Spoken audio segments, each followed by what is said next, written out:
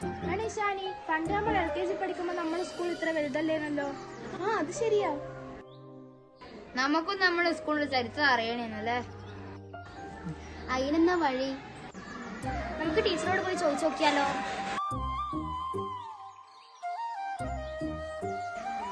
ടീച്ചറെ, നമ്മുടെ സ്കൂളിന്റെ ചരിത്രത്തെ പറ്റി നമുക്ക് എങ്ങനെ അറിയാൻ പറ്റാ?